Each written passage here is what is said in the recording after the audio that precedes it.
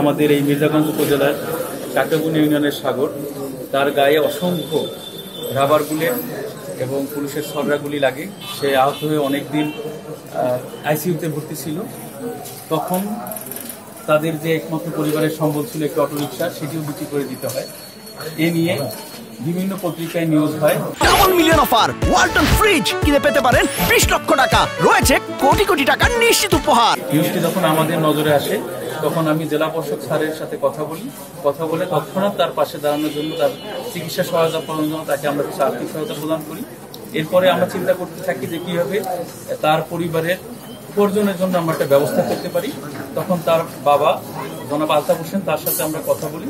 তিনি জানান যে তার যে অটোরিকশাটা তিনি বিক্রি করে দিয়েছেন, এরকম যদি একটা অটোরিকশা পাওয়া যায় তিনি তার পরিবার নিয়ে কোনো রকমে চলতে পারবেন। তার প্রেক্ষিতে এবং সেই সংবাদগুলো দেখে বাংলাদেশের বিভিন্ন প্রান্ত থেকে অনেক হৃদয়বান মানুষ আমাদের সাথে যোগাযোগ করেন।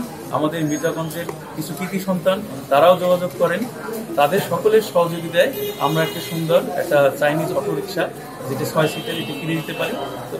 তো আশা করছি যে আমরা এই অটোরিকশাটির মাধ্যমে তার পরিবারের সচ্ছলতা না আসলেও পরিবার চলতে পারবে এবং আমরা ভবিষ্যতেও তাদের পাশে থাকবো, তার চিকিৎসার খোঁজখবর নিব এবং চিকিৎসার জন্য যতটুকু সহায়তা আমাদের পক্ষ থেকে করা সম্ভব সেটি আমরা করব। এছাড়াও মির্জাগঞ্জে আরও কয়েকজন আহত ব্যক্তি আছেন, আমরা পর্যায়ক্রমে তাদের পাশেও উপজেলা প্রশাসন এবং জেলা প্রশাসনের পক্ষ থেকে তাদের পাশে থাকি।